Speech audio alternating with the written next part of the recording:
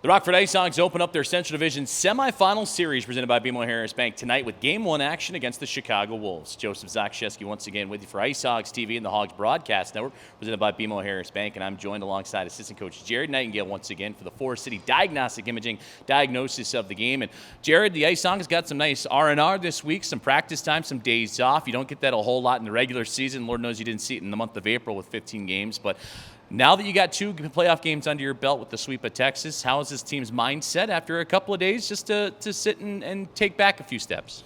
Yeah, obviously we're excited to, prolong our season.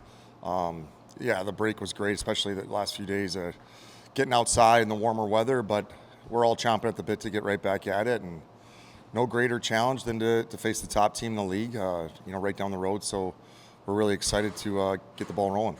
They say rest is a weapon here in the postseason, especially when you're playing a lot of games consecutively. We mentioned the IceHogs 15 games the month of April, but rest can also develop some rust. The IceHogs haven't played since last Friday. That was Game 2 against the Texas Stars for the Chicago Wolves. They got to go all the way back to April 30th, their last regular season game, coincidentally, against the IceHogs. How do you shake off any rust that you might be having, if at all, going into a nice week's worth of practice? Because going into a best-of-5 series, not a lot of lag time to try and get your legs moving again.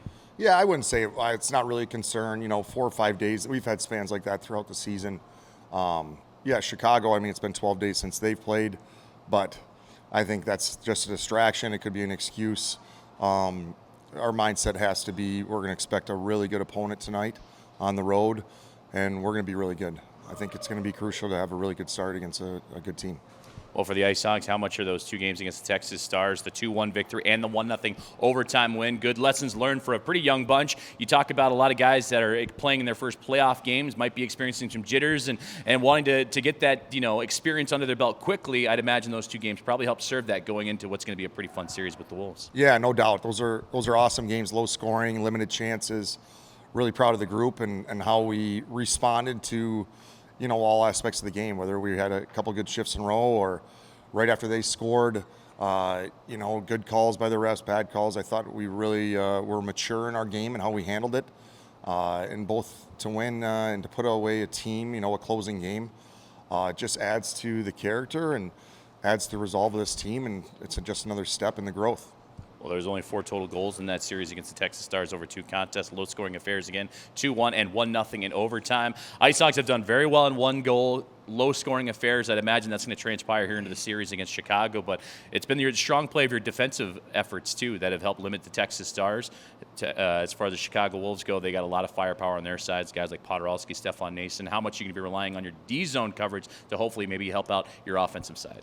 It's paramount. Really, I think when our season started to turn around is when guys started taking notice and tracking back hard and taking pride in the D-zone, especially against Chicago. And that's not to say they've had some games where our goalies have played really well. They've had some good looks, but we have to be really sharp. Obviously, we have no chance if we are careless in our own zone. That doesn't matter the opponent. But this time of the year, most teams tighten down the hatches. Texas did that with us. There's really limited chances. You cash in on it when you can, but again, it all starts in front of your goalie for sure. Well, the IceHogs goaltending core, especially against the Chicago Wolves, faced season highs in shot production against Chicago. They're one of the top teams in the American Hockey League for shots for, but also they don't give a lot on their other side too. From a defensive perspective, are you willing to allow the Wolves to continue to try and put up shots if they're from a distance versus the high danger chances? Yeah, obviously we want to have the puck, and you never want to give a team a shot. It doesn't matter the angle, but there's grade A, chances that we have to limit.